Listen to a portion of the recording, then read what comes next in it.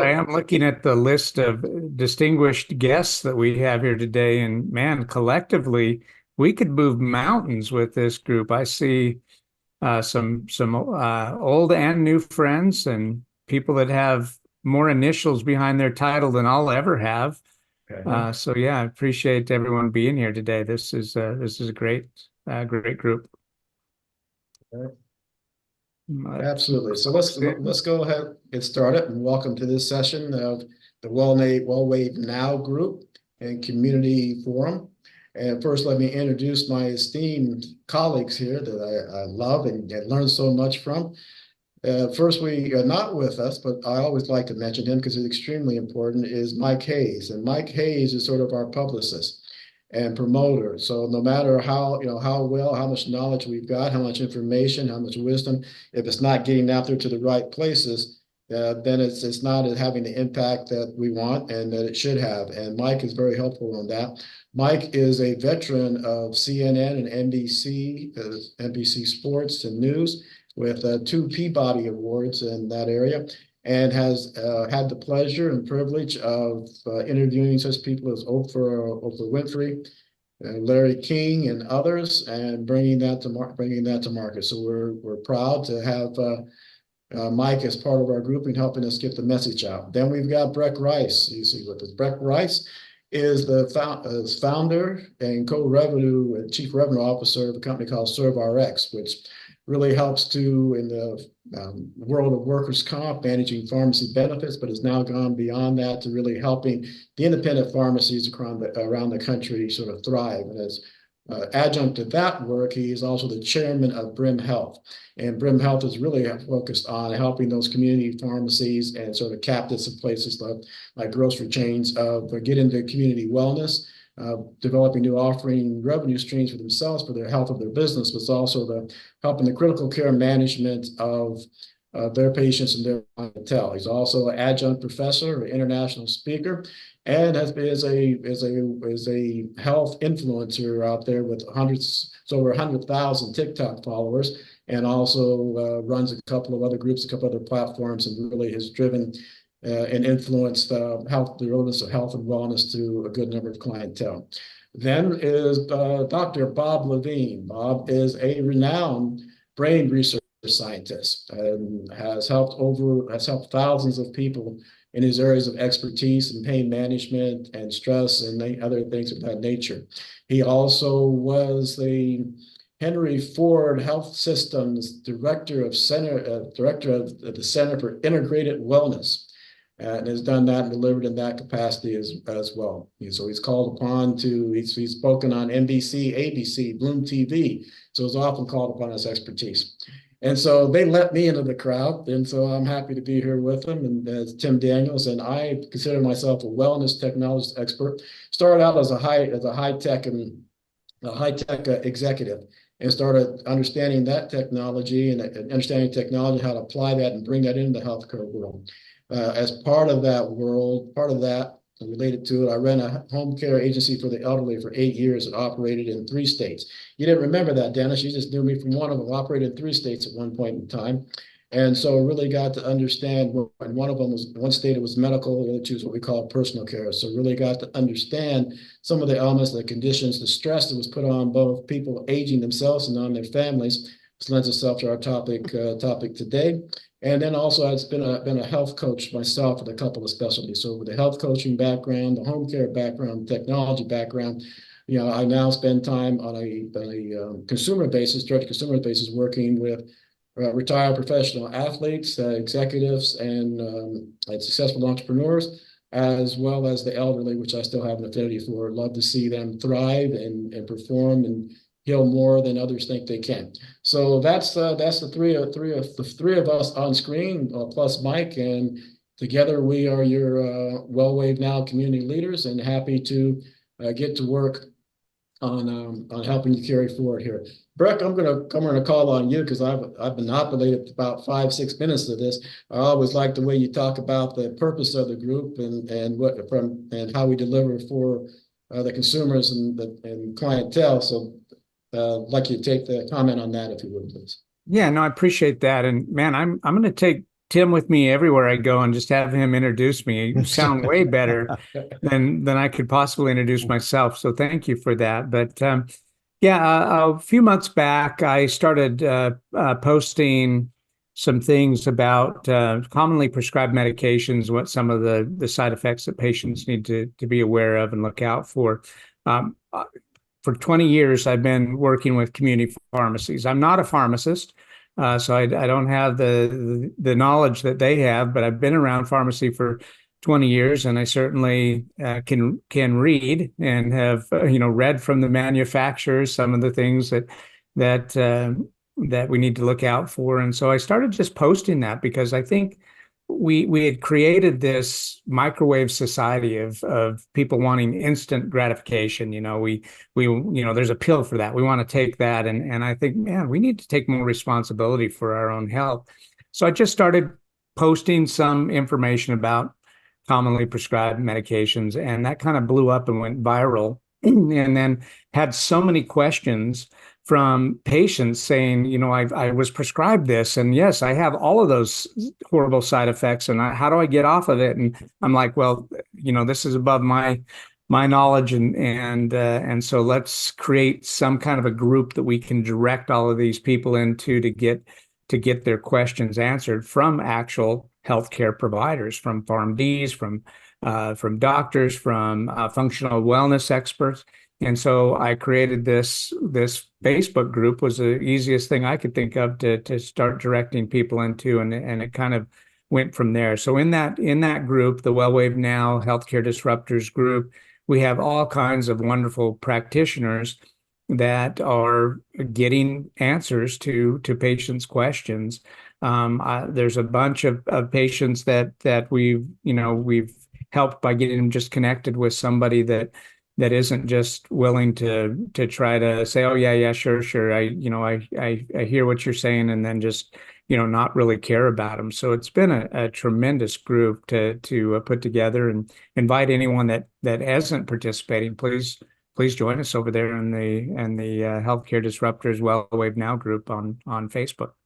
All right, if you get a chance, go ahead and put in case there's people who are not members of that group, you'll put that link into the chat. That'd be great. As we go through this and really now dive into our topic a little bit, if you've got questions, go ahead and put that in the chat, and we'll try and make sure we address as well as time permits. Now we want to kind of get into the topic. A little more preface here though, in that we're really focused on. We're not. I don't think any of us on the panel here are people who would say are against conventional health. I certainly am not. I am a proponent of conventional health, and the work that Breck does helps kind of drive the appropriate and good for conventional health as well. And we just see ourselves as there's a need out there to complement it as well. If you take today's topic about stress, certainly your doctor can talk about stress and some of the impacts on it, but do they have the time to really help you figure out how to address it? And the answer to that is most of them do not. And so that's part of what we're here for.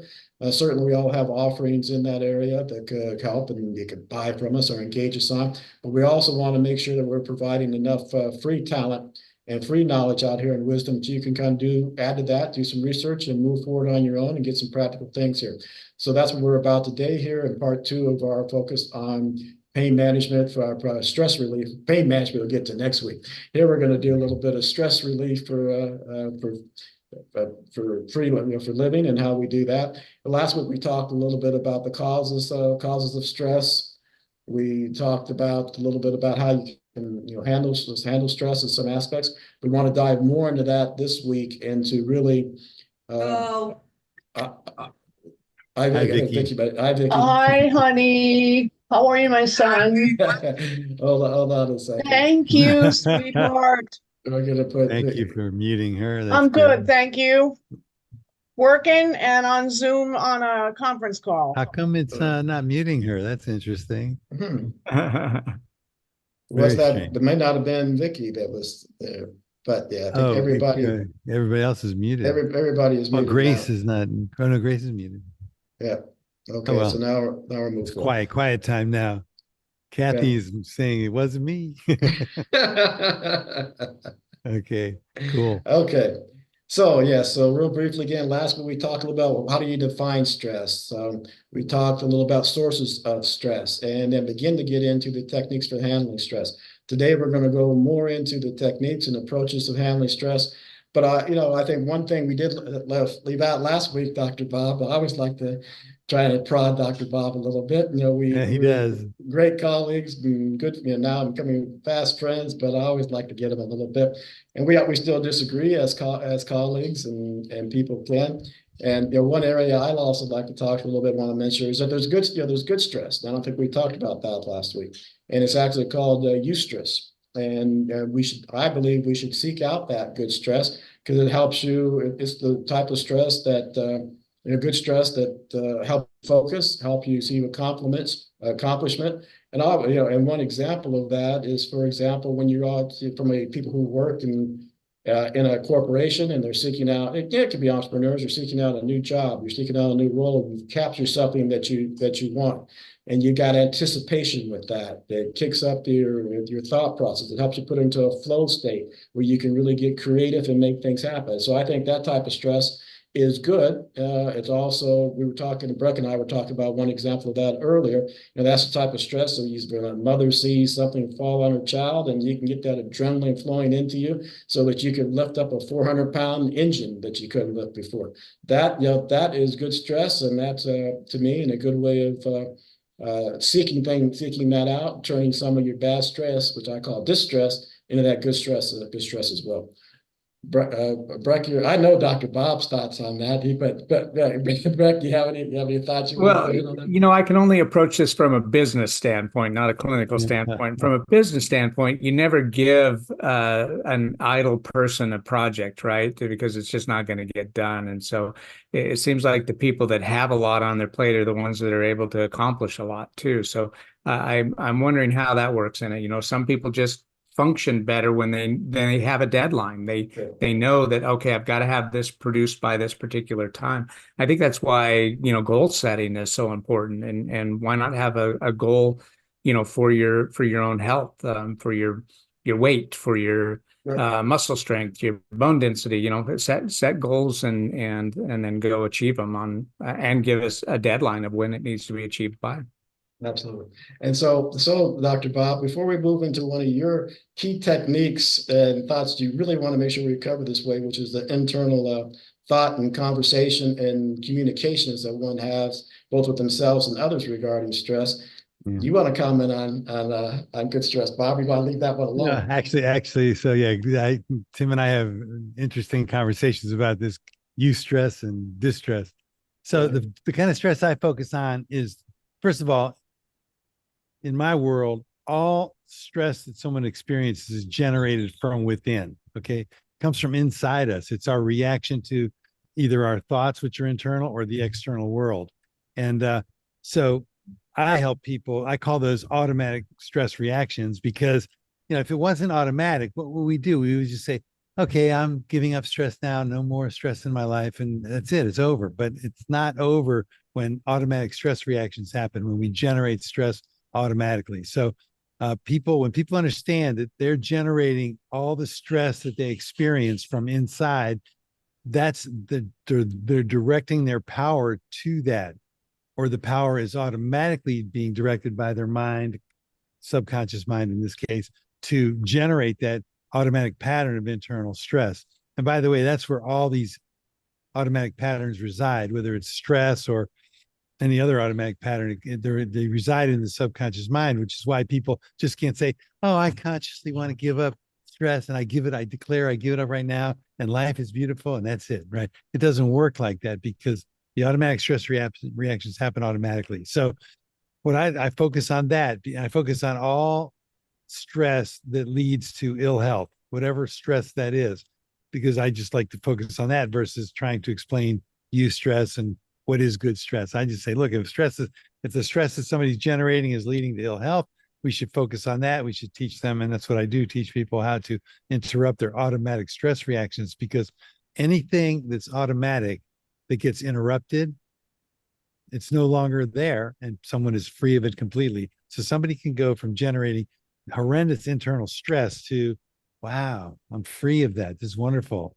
and they can generate being relaxed, being peaceful, and that's easily learned. And I teach those types of things. So that's what I'll say about my feelings about stress, and I'm not discounting eustress or good stress. I could have a whole conversation about that, which is not really worthwhile to have here. Tim and I already had it today. We can have it again sometime, but even on one of these one of our shows here. So that's my feeling. But wait a minute, Dr. Bob. So what you're saying is that those 37 trillion cells in our body are listening? There you go. Wow, I don't know if I'm saying that, but I'm saying, first of all, where is the subconscious mind? Where is the conscious mind? I can't say, and I don't know. But the point is that it's the subconscious mind that runs life. And because if it wasn't, we would just all be able to give up stress. There'd be no problem. We would never, ever suffer from what we call stress, the distress.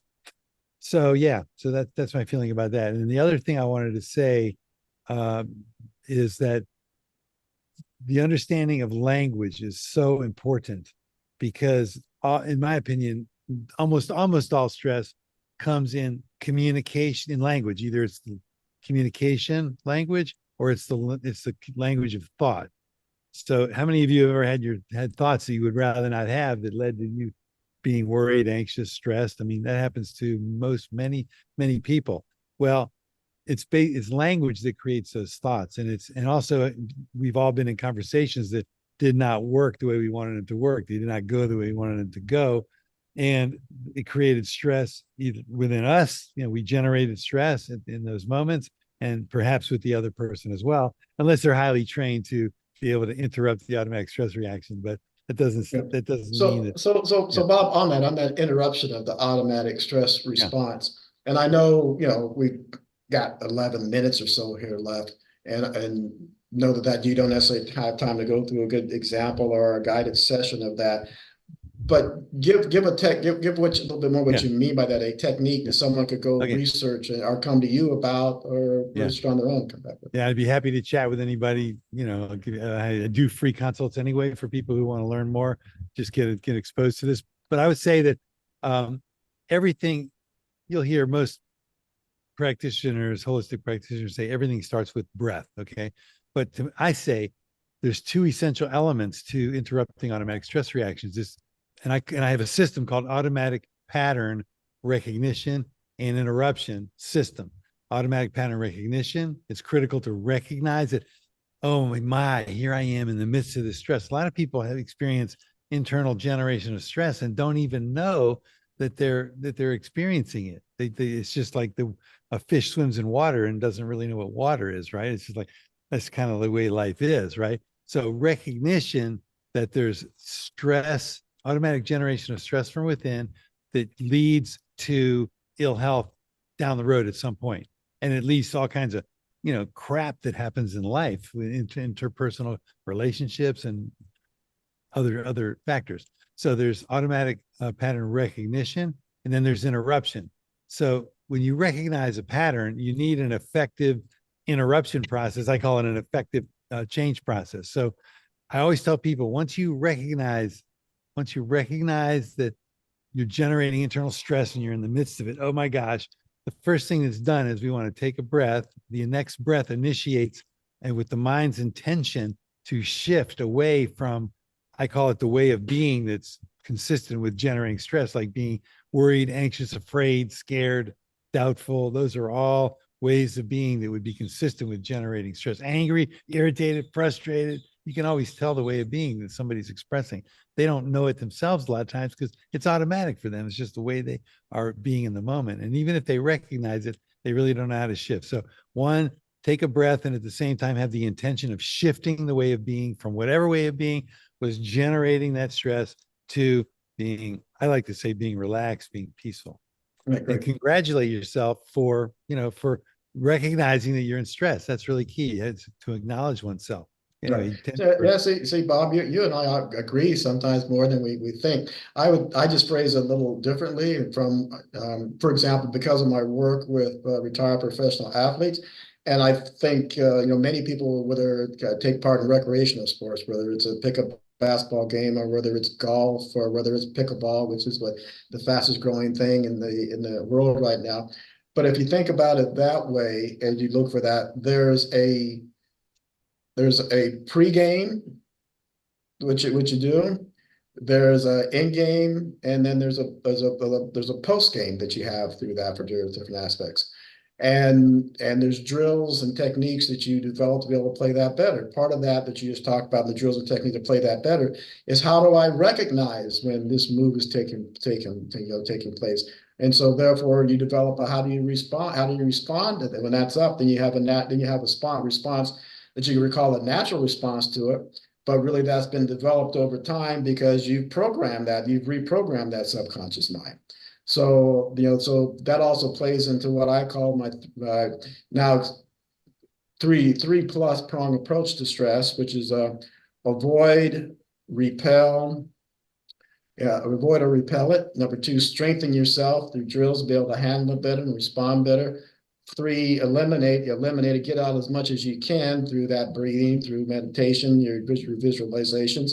But 4, also be able to manage it, because that's another debate I had for over an hour yesterday. Can you really ever get rid of stress? Stress is going to pop up sometime. You can't get rid of it forever. I mean, and it was, we went back and forth between, acute stress. Can you get rid of that? But finally settle down. Okay, you can always manage it, and there's no techniques for. You prepare yourself on how to manage it by the self-talk, the self-discussions. How am I going to respond if my teenage child yells at me?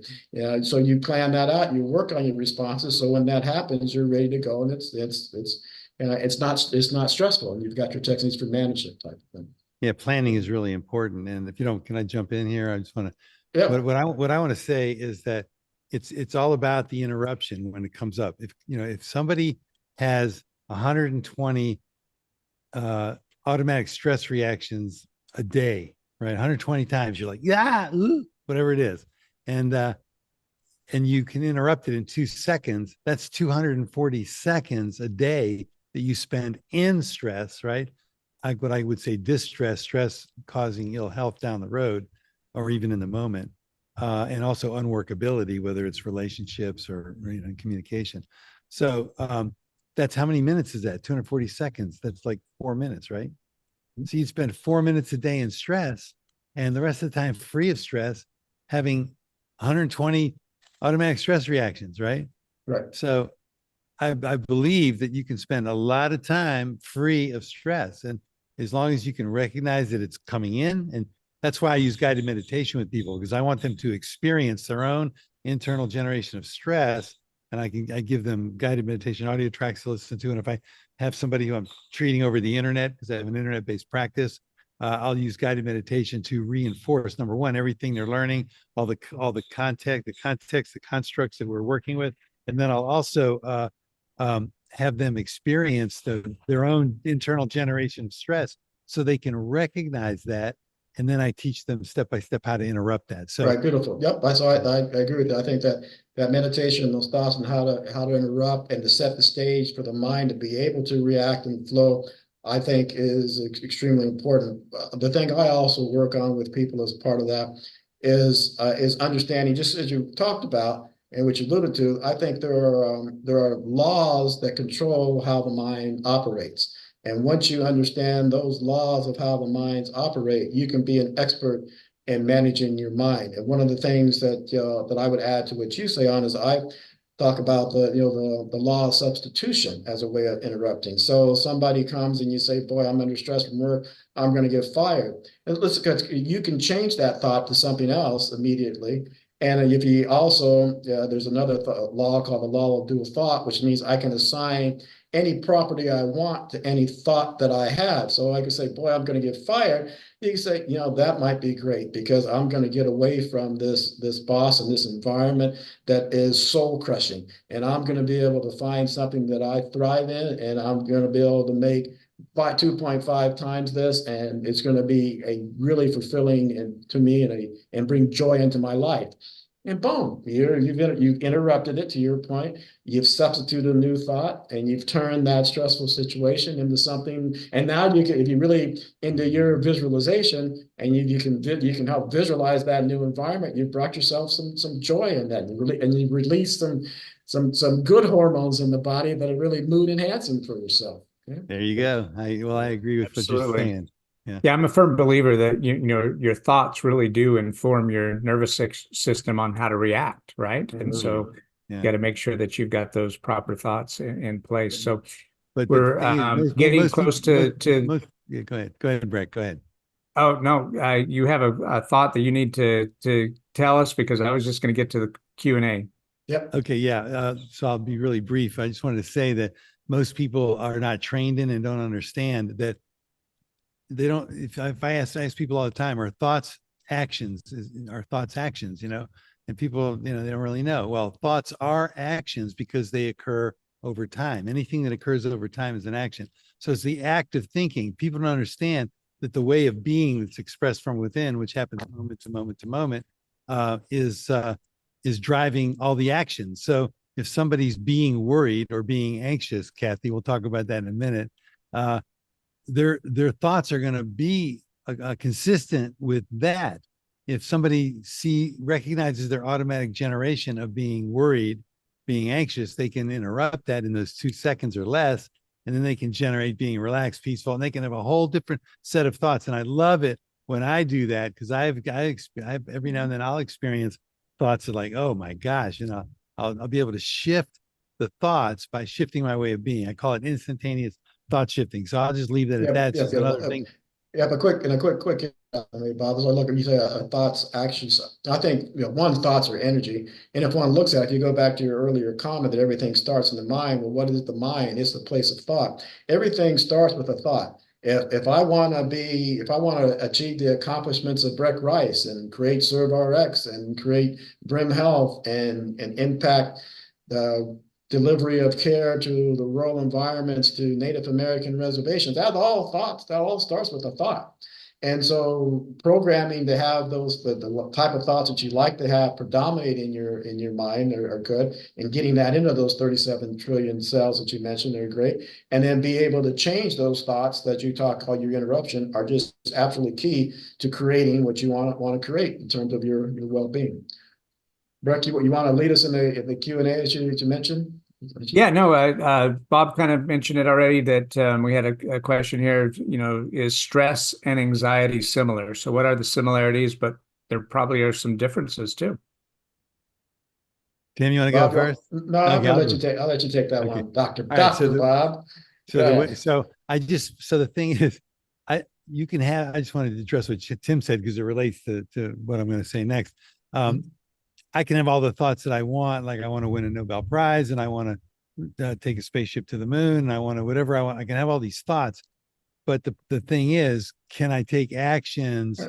That's the act of thinking, and can I take the act of doing things and making moves to make that happen, or is that just like what I call icing on top of a mud pie? It's like the great thoughts above the mud, and the mud is the way of being that's expressed. So the way of being has to line up with the action that we're taking for me to win the Nobel Prize and get to the moon, right? Yeah, I agree with that. Just to me, it just starts with the thought, but how do you? What I want to say is I don't think it starts with the thought though, Tim. It starts with the way of being, which is if the way of being is driving a thought that's consistent with the end result, then it's going to happen. Yeah, I wouldn't disagree with that. That gets back to where I mentioned you got to have the right environment for the right type of thoughts to create it. And that's the same way to me, a way of being. But Bob, we could debate, we could go on and comment on this for ages. But you want to talk about Kathy's stress? So I gave that to you because I know you've talked about anxiety versus stress before in our conversation. So I look at stress as like an umbrella. Okay, there's many ways of being that can contribute to the internal generation of stress. For instance, being anxious, being doubtful, being afraid, being irritated, being frustrated, being angry, and others. There's a whole host of others, and those are all consistent with the internal generation of stress. So is stress the only thing that makes, in my view, the way in the constructs that I use, the only thing that makes stress different from anxiety is that anxiety is being anxious is a way of being that generates stress, like all these other ways of being. So the trick, one thing to notice is, well, I'm experiencing stress right now because I'm yelling at my kid, so that's going to be angry or irritation, being irritated or being frustrated. That's different from being anxious, right? So, so that's anxious is a category of stress, I would say, right? Being anxious is a category of stress, Kathy. And there's many other categories that ways of being, or there are many other ways of being that can produce stress. So that's what and I'm then saying. Kathy also mentioned something there about genetic or multi-generational anxiety. And I do think, without getting too woo-woo, but even in the immediate, you take your immediate family, or what they call the nuclear family on that. Absolutely. And there's whether it's nature, whether it's nurture, whether the environment, one can pass on their past anxieties from the parent to the child. And there's some thought that yes, things are carried genetically from thoughts and experience and all those things. And to me, that gets into, yes, you recognize that, you understand that, but that still gets back into how do you reprogram your subconscious? How do you reprogram you can almost always overcome nature or genetics does not necessarily, and this gets into some of Breck's world of his epigenetics and what he does from drugs and things of that nature. So yes, you might be predisposed one way or another for something, but it doesn't mean that has to manifest itself.